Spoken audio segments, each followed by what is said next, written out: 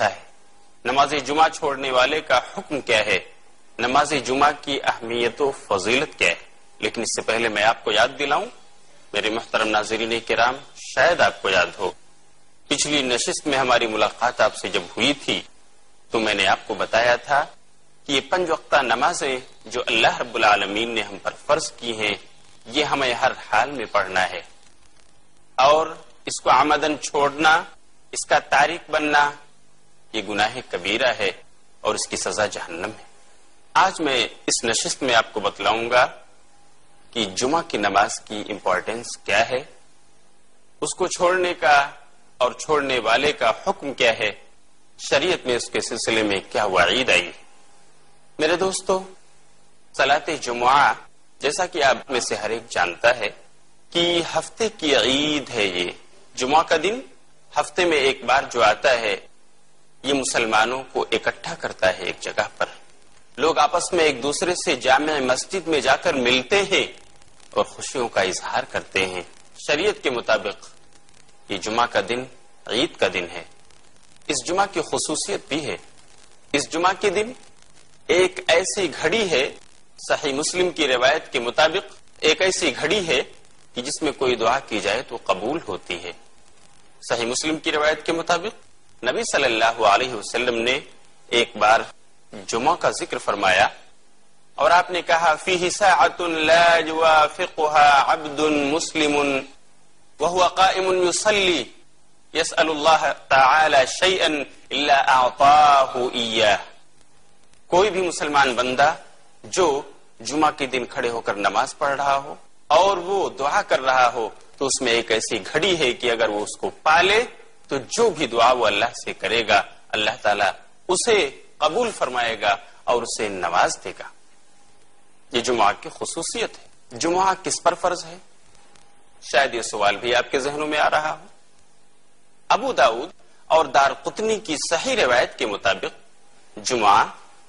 عورت، اسی طرح مسافر، اسی طرح ایک معذور انسان جو چلنے پھرنے سے مجبور ہو، زر خرید غلام اور اسی طرح سے بچے، ان لوگوں کو چھوڑ کر جمعہ ہر عاقل اور بالغ انسان پر فرض ہے. اسے جمعہ کی نماز میں حاضر ہو کر جماعت کے ساتھ اسے ادا کرنا چاہیے. اگر وہ اس کا تارک بنتا ہے تو اللہ رب العالمین اور رسول کی زبان سے سنائی جانے والی وعید کا وہ مستحق ہوگا. جمعہ کی فضیلت یہ بھی ہے کہ قرآن کریم میں اللہ رب العالمین نے اسی نام سے ایک پوری سورت نازل فرما دی. چنانچہ آپ سورۃ الجمعہ سورت نمبر 62 اس کو عام طور پر امامان صلاۃ سے، ائمہ کرام سے سنتے رہتے ہیں جو لوگ نماز کی امامت کراتے ہیں، یا یوں ہی آپ اگر قرآن کی تلاوت کرتے ہیں تو آپ کو سورہ جمعہ پڑھنے کا وقت ملتا ہوگا، آپ کی نظر سورہ جمعہ سے گزرتی ہوگی. پوری ایک سورت ہی جمعہ کے نام سے اللہ رب العالمین نے قرآن کریم میں اتار دی جس کا نمبر ہے 62. اس کے کچھ احکام اللہ رب العالمین جمعہ کے سلسلے میں بیان کرتے ہوئے کہتا ہے آیت نمبر 5 کے اندر، یا ایھا الذین آمنوا اذا نودی للصلاۃ من یوم الجمعۃ فاسعوا الی ذکر اللہ وذروا البیع ذلکم خیر لکم ان کنتم تعلمون. کہ اے وہ لوگ جو ایمان لائے ہو، جب جمعہ کے لیے اذان دی جائے تو تم اپنا خرید و فروخت بند کر دو، چھوڑ دو اور دوڑو اللہ کے ذکر کی طرف.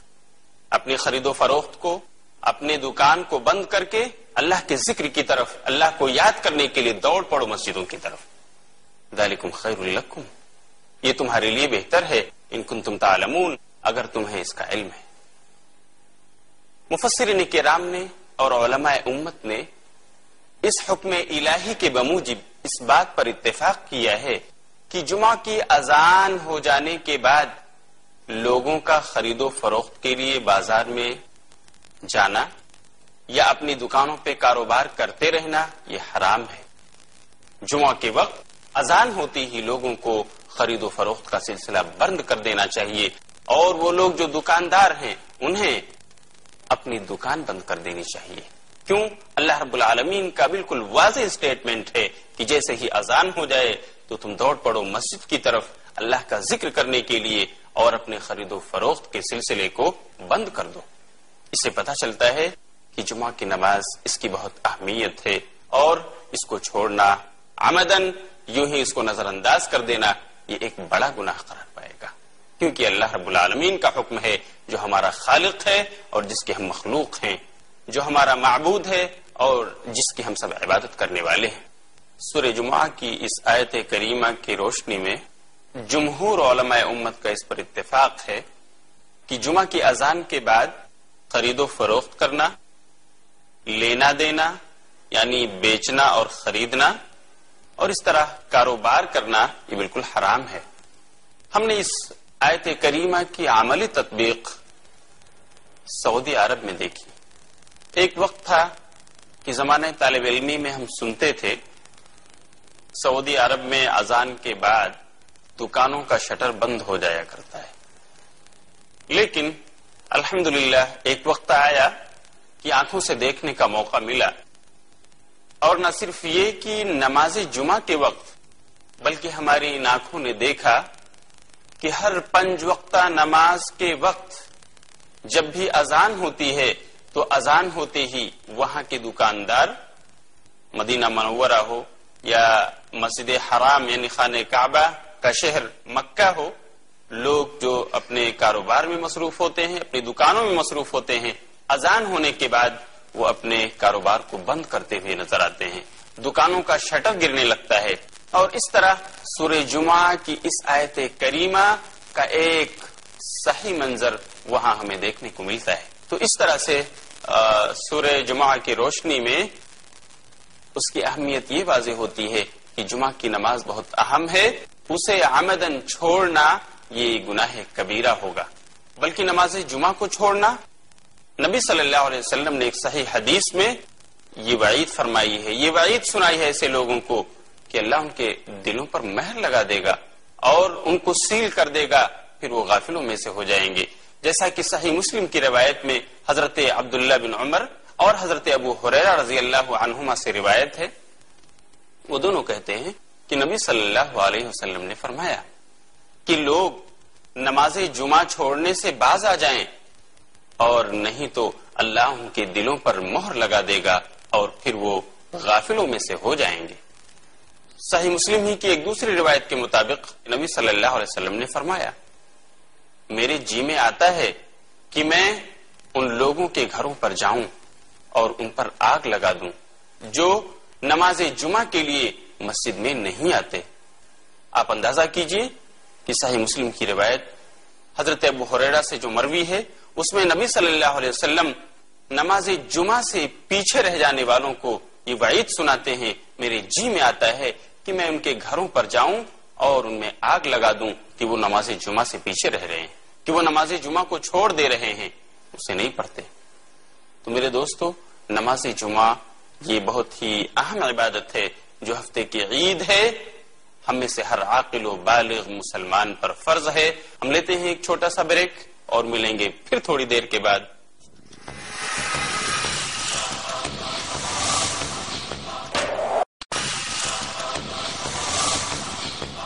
بسم اللہ الرحمن الرحیم۔ ناظرین کرام، اس نشست میں دوبارہ آپ کا استقبال ہے۔ السلام علیکم ورحمۃ اللہ وبرکاتہ۔ ہم آپ کو بتا رہے تھے جس طرح نماز پنجگانہ کی تاکید کی گئی ہے اسے پڑھیے، اس کا چھوڑنا کفر ہے۔ جس طرح نماز جمعہ کی ادائیگی کے لیے تاکید کی گئی ہے کہ اسے عمدن چھوڑنے پر اللہ دلوں پر مہر لگا دے گا اور پھر غافلوں میں سے ہو جاؤ گے، ایسے ہی تاکید اس بات کی بھی موجود ہے کہ نماز باجماعت کا اہتمام کرنا چاہیے۔ آپ نمازیں پڑھیے لیکن جماعت کا اہتمام کیجیے، جماعت سے اپنے آپ کو الگ رکھ کر اکیلے اور تنہا نماز پڑھنے کی عادت مت ڈالیے۔ چنانچہ ایک روایت جو بخاری اور مسلم دونوں میں منقول ہے، یعنی متفق علیہ روایت ہے، جس کے راوی حضرت ابو ہریرہ رضی اللہ تعالیٰ عنہ ہیں۔ نبی صلی اللہ علیہ وسلم اس میں فرماتے ہیں، لقد حممت ان آمر فتیتی فیجمعوا حزما من حطب ثم آتی قوما يصلون في بيوتهم ليست بهم علة فأحرقها عليهم۔ جس کا مطلب یہ ہے اللہ کے رسول نے فرمایا میرا جی چاہتا ہے، میرے جی میں آتا ہے کہ میں اپنے نوجوانوں کو حکم دوں اور وہ سوکھی لکڑیاں جمع کر لیں، پھر میں ان کو لے کر کے جاؤں ان لوگوں کے گھروں پر جو نماز اپنے گھروں میں پڑھ رہے ہیں، وَلَيْسَتْ بِهِمْ عِلَّةٌ، حالانکہ ان کے ساتھ کوئی عذر نہیں ہے، بغیر کسی بیماری کے، بغیر کسی بارش کے، بغیر کسی سبب کے جو معقول ہو، اس کے بغیر وہ اپنے گھروں میں نماز پڑھ رہے ہیں، میں جاؤں اور ان سوکھی لکڑیوں کو ان کے گھروں میں جلا کر آگ لگا دوں، فَأُحْرِقْهَا عَلَيْهِمْ، کیوں؟ اس لیے کہ وہ نماز باجماعت کے لیے مسجد میں نہیں آ رہے۔ میرے دوستو، آپ اندازہ کرو کہ نبی صلی اللہ علیہ وسلم نے یہ نہیں کہا وہ نماز نہیں پڑھتے اس لیے جا کر کے آگ لگاؤں، بلکہ اس لیے کہ وہ نماز تو پڑھتے ہیں لیکن اپنے گھروں میں اکیلے یکا و تنہا مسجد میں جماعت کے لیے حاضر نہیں ہوتے، اس لیے اللہ کے رسول نے کہا میرا ارادہ ہوتا ہے کہ میں جا کر کے ان کے گھروں میں آگ لگا دوں۔ بعض روایات سے پتہ چلتا ہے کہ اللہ کے رسول صلی اللہ علیہ وسلم نے کہا کہ اگر ان گھروں میں عورتیں، بچے اور بوڑھے معذور لوگ نہ ہوتے تو میں آگ لگا دیتا، لیکن بچوں کی وجہ سے، عورتوں کی وجہ سے اور معذوروں کی وجہ سے میں ایسا کرنے سے باز رہا۔ ناظرین کرام، نماز باجماعت کا اہتمام نہ کرنے والوں کی بابت نبی صلی اللہ علیہ وسلم کا یہ کہنا کہ اگر بچے، معذور اور عورتیں نہ ہوتی تو میں ان کے گھروں پر آگ لگا دیتا، کتنی عظیم وعید ہے، کتنی عظیم تنبیہ ہے، جس سے پتہ چلتا ہے کہ نماز باجماعت ایک ایسی اہم چیز ہے جس سے غفلت نہیں برتنی چاہیے۔ البتہ اس موقع پر میں ایک بات آپ کو یاد دلاؤں جس کی بابت بہت سارے لوگ غلط فہمی میں ہیں اور نہ جانتے ہوئے غیر شعوری طور پر لوگوں کو کریٹیسائز کیا کرتے ہیں۔ ایک ایسی جگہ جہاں پر 5 وقت نماز نہ پڑھی جاتی ہو، جہاں پر کوئی مسجد جیسی عمارت نہ ہو، لیکن کچھ لوگ جمع ہوتے ہوں، اذان ہوتی ہو اور وہاں جماعت کے ساتھ نماز پڑھتے ہوں، تو یہ ان کا جماعت کے ساتھ نماز پڑھنا درست ہے، اس کی اجازت ہے۔ البتہ اس کو مسجد نہیں کہا جائے گا بلکہ مصلی اس کو کہا جائے گا۔ جیسے کوئی کمپنی ہے جس میں بہت سارے مسلم ملازمین کام کرتے ہوں، اگر اس کمپنی کا ذمہ دار کوئی ایسا حال خاص کر دے کہ ٹھیک ہے ہمارے کمپنی کے مسلم ملازمین، ہمارے کمپنی کے مسلم نوکر چاکر جو ہیں، جو ذمہ داران ہیں، کام کرنے والے ہیں، وہ نماز کے وقت اپنی نمازیں اس حال میں ادا کر لیا کریں، اگرچہ وہاں پر 5 وقت کی وہاں لوگ نماز نہ ادا کرتے ہوں بلکہ اپنی ڈیوٹی ٹائمنگ میں جیسے ظہر ہے، عصر ہے، اس وقت وہاں رہتے ہوں اور نماز ادا کرتے ہوں، تو بالکل ان کے لیے اجازت ہے کہ اگر وہ وہاں اذان دیں، مؤذن ہو، اور اسی طرح ان کو نماز پڑھانے کے لیے کوئی انسان ہو معقول، تو اس طرح سے وہ وہاں جماعت بنا سکتے ہیں، نماز پڑھی جا سکتی ہے، شریعت نے اس کی اجازت دی ہے۔ مجھے یاد ہے مدینہ یونیورسٹی کے اندر جہاں میں نے اپنی گریجویشن کی تعلیم مکمل کی ہے اور الحمدللہ 4 سال رہنے کا موقع ملا ہے، مسجد نبوی کا فیض بھی ہمیں حاصل رہا۔ مدینہ یونیورسٹی کی بہت ساری فیکلٹیاں ہیں، کوئی کلیۃ القرآن ہے، فیکلٹی آف قرآن، کوئی فیکلٹی آف حدیث، اسی طرح فیکلٹی آف لغہ، فیکلٹی آف شریعہ، فیکلٹی آف دعوہ، اور ہر ایک فیکلٹی دوسرے سے کافی دوری پر ہے، اور جامع مسجد اور زیادہ دوری پر ہے، لیکن جب ٹائم پڑھائی کا ہوتا ہے، جب تک کلاسز ہوتی ہیں، طلبہ وہاں رہتے ہیں، اور ہر فیکلٹی میں ایک حال ایسا خاص رکھا گیا ہے جہاں پر طلبہ ظہر کی نماز ادا کرتے ہیں، اور وہاں صرف اس حال میں ایک نماز ادا ہوتی ہے، لیکن اذان دی جاتی ہے اور وہاں امامت کے لیے ایک انسان مقرر ہے جو امامت کراتا ہے، اور لوگ اس کے پیچھے اس نماز کو ادا کرتے ہیں اس مصلی میں۔ اگرچہ وہ مسجد نہیں ہے، 5 وقتہ نمازیں اس میں نہیں ہوتی، صرف طلبہ جو پڑھنے کے لیے آتے ہیں وہی اسٹوڈینٹس وہاں حاضر ہو کر صرف ایک وقت نماز ظہر ادا کرتے ہیں، لیکن اذان دی جاتی ہے، وہاں جماعت بنائی جاتی ہے اور لوگ اس اہتمام کے ساتھ نماز ادا کرتے ہیں، تو یہ جائز ہے، شریعت میں اس کی اجازت ہے۔ البتہ عام اوقات میں طلبہ جب چھٹی پہ ہوتے ہیں یا ان کے فرصت کا وقت ہوتا ہے عصر کے بعد، وہ مسجد نبوی میں جا کر نمازیں ادا کرتے ہیں، یا مدینہ یونیورسٹی کی جامع مسجد جو تھوڑی دوری پر ہے وہاں چل کر جاتے اور اپنی نمازیں ادا کرتے ہیں۔ البتہ دراسے کے وقت جب تعلیم چل رہی ہو تو ہر ایک اپنی فیکلٹی کے اندر جو مصلی ہے، جو ہال خاص کیا گیا ہے، اس میں وہ اذان دے کر اور وہاں امام کے پیچھے نماز ادا کرتے ہیں، اور یہ جائز۔ یہ بھی بتانا مناسب ہوگا کہ نماز باجماعت سے کچھ لوگوں کو چھوٹ ہے، کوئی عذر ہے ان کے ساتھ،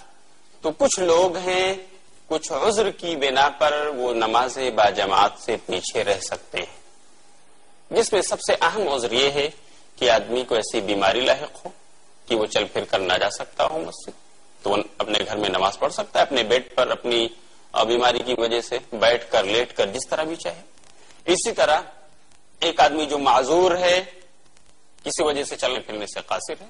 اگر وہ نہیں جا سکتا ہے وہاں پر اور کوئی اس کو لے جانے والا نہیں ہے تو اللہ رب العالمین نے اس کی ضرورت کا بھی خیال کیا ہے، اس کو اجازت ہے۔ اسی طرح وہ آدمی بھی نماز باجماعت سے پیچھے رہ سکتا ہے جس کا راستہ پرامن نہ ہو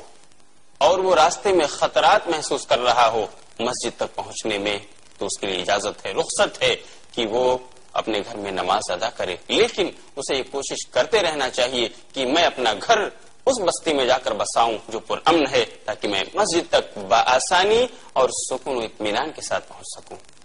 اسی طرح نماز باجماعت سے پیچھے رہنے کا ایک عذر یہ بھی ہو سکتا ہے کہ سخت بارش ہو رہی ہو، اگر ایسی زوردار بارش ہے جو تھمنے کا نام نہیں لے رہی ہے اور اذان دی جا چکی ہے، آپ کا وہاں تک جانا مناسب اگر آپ نہیں سمجھتے ہیں سخت بارش کی وجہ سے، تو بالکل شریعت کی طرف سے اجازت ہے کہ آپ گھر میں نماز پڑھ سکتے ہیں۔ اسی طرح کچھ اور بھی ضرورتیں ہیں جو عذر معقول کی حیثیت رکھتی ہیں، آپ جماعت سے پیچھے رہ سکتے ہیں۔ مثال کے طور پر اگر آپ کا کھانا حاضر ہو چکا ہے، آپ دسترخوان پر بیٹھ چکے ہیں اور آپ کو بھوک لگی ہے، اذان دی گئی، آپ کے کانوں میں پڑی، لیکن اب کھانا حاضر ہو چکا ہے اور آپ کی بھوک کا تقاضا ہے کہ آپ اسے مٹائیں، یہاں پر آپ کو بالکل اجازت ہے کہ آپ اپنا کھانا تناول فرمائیے، کھانا پہلے کھا لیجئے، آپ اپنے پیٹ کو بھی منا لیجئے، تاکہ ایسا نہ ہو کہ آپ نماز میں حاضر ہوں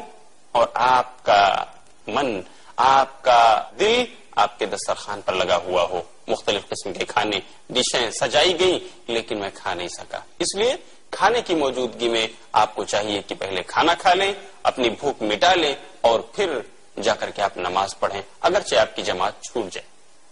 کوشش یہی رہنی چاہیے کہ جماعت آپ کی نہ چھوٹے، پھر بھی شریعت نے اجازت دی ہے۔ اسی طرح سے اگر کسی کو پیشاب اور پاخانے کی ضرورت آ پڑی، نماز کے لیے جانا ہے اس کو، لیکن لوز موشن ہے یا اور ایسی کوئی وجہ ہے کہ انہیں قضاء حاجت کی ضرورت پڑ گئی، تو ضروری ہے کہ پہلے وہ انسان اپنی ضرورت پوری کر لے، پیشاب اور پاخانے سے فارغ ہو جائے اور اس کے بعد وہ نماز کے لیے جائے، تاکہ اس کی نماز میں خشوع خضوع ہو۔ ایسا نہ ہو کہ اسے پیشاب لگی ہوئی ہے، اسے پاخانے کی حاجت ہے، لیکن اس کے باوجود وہ بس جماعت کے لیے جا رہا ہے، تو ٹھیک ہے جماعت تو اسے مل گئی لیکن خشوع خضوع کہاں رہا؟ گویا کہ ٹوائلٹ میں اس کا من لگا ہوا ہے، کب میں فارغ ہوں اور بھاگ کر کے میں وہاں جاؤں اپنی ضرورت پوری کروں۔ اس لیے شریعت نے اس موقع پر بھی اجازت دی ہے کہ آپ اپنی ضرورت قضاء حاجت کر لیجئے، پیشاب پاخانے سے فارغ ہو جائیے، اگرچہ کہ آپ کی جماعت کسی وجہ سے چھوٹ جائے، آپ کو دیر لگ جائے، اس سے شریعت نے آپ کو رخصت دی ہے۔ تو یہ کچھ چیزیں ہیں جو عذر کی حیثیت رکھتی ہیں، ان کے ہوتے ہوئے کوئی آدمی اگر جماعت سے پیچھے رہ جاتا ہے تو انشاءاللہ اللہ رب العالمین اپنے دامن عفو میں اسے جگہ دے گا اور اس سے درگزر فرمائے گا۔ جماعت کے سلسلے میں کہ وہ کتنا اہم ہے، اس کا اہتمام کس قدر اہم ہے، میں ایک بہت ہی پیاری حدیث آپ کو سناتا ہوں جو صحیح مسلم اور ابو داؤد دونوں میں منقول ہے، اور یہ واقعہ بہت مشہور ہے جو ایک نابینا صحابی حضرت عبداللہ بن ام مکتوم رضی اللہ تعالیٰ عنہ کا ہے۔ صحیح مسلم میں ہے کہ عبداللہ بن ام مکتوم رضی اللہ تعالیٰ عنہ نبی صلی اللہ علیہ وسلم کے پاس حاضر ہوتے ہیں اور کہتے ہیں اللہ کے رسول، میں ایک نابینا صحابی ہوں اور میرے گھر میں کوئی ایسا ریگولر انسان بھی نہیں ہے جو مجھے ٹیکا کر میرا ہاتھ پکڑ کر مسجد لائے اور مجھے نماز پڑھنے کا موقع ملے جماعت کے ساتھ، تو کیا میں اپنے گھر میں نماز پڑھ سکتا ہوں؟ اللہ کے رسول نے پہلی بار میں جواب دے دیا، ہاں جاؤ پڑھ سکتے ہو۔ حضرت عبداللہ ابن ام مکتوم جب جانے لگے تو آپ نے بلایا کہ عبداللہ ابن ام مکتوم یہاں آؤ۔ وہ پھر واپس آئے۔ آپ نے پوچھا کہ آپ کے کانوں میں اذان کی آواز جاتی ہے؟ انہوں نے جواب دیا کہ ہاں اللہ کے رسول میں سنتا ہوں اذان، منادی کی ندا میرے کانوں میں پڑتی ہے۔ تب آپ نے فرمایا پھر جماعت میں حاضر ہونا ضروری، مسجد آؤ، یہاں آ کر نماز پڑھو۔ انہوں نے کہا اللہ کے رسول مدینے کے راستے بہت ہی پرخار ہیں، کیڑے مکوڑوں کی جگہ ہے یہ، اور کوئی ایسا مداوم انسان بھی میرے ساتھ نہیں ہے جو برابر ہر وقت میرے ساتھ رہے اور مجھے لے کر کے مسجد آئے اور لے جائے۔ اس کے باوجود اللہ کے رسول نے کہا نہیں، مسجد میں آپ کو حاضر ہونا ہے، یہاں آ کر جماعت سے نماز پڑھو۔ آپ اذان سنتے ہو اس لیے آپ کو بہرحال یہاں حاضر ہو کر جماعت کے ساتھ نماز پڑھنا ہے۔ میرے دوستو آپ اندازہ کیجئے، ایک نابینا صحابی رسول جن کے پاس کوئی ایسا لڑکا بھی نہیں تھا جو ان کو ٹیکا کر اور مسجد لے جاتا، ان کو راہ بتاتا اور واپس لاتا، اس کے باوجود اللہ کے رسول نے کہا اگر تم اذان سنتے ہو، اس کی ندا تمہارے کانوں میں پڑتی ہے تو جماعت میں حاضر ہونا ضروری ہے۔ خلاصہ یہ ہے کہ ہر حال میں چاہے ہم مصلی میں نماز با جماعت کا اہتمام کریں یا مسجد میں آ کر، ہر حال میں ہمیں جماعت کا اہتمام کرنا چاہیے، اور اس سے غفلت برتنے والوں کو شریعت کی جو وارننگ ہے اس سے ڈرنا چاہیے۔ ہم اخیر میں اللہ رب العالمین سے دعا کریں گے کہ اللہ ابھی تک ہم نے جو کچھ نماز چھوڑنے کے تعلق سے بیان کیا، ہم سب کو اس کے مطابق عمل کرنے کی توفیق عطا فرمائے۔ انشاءاللہ اگلی نشست میں ہم آپ کو بتائیں گے کہ زکوٰۃ کی اہمیت کیا ہے، اور جس پر زکوٰۃ فرض ہو چکی ہے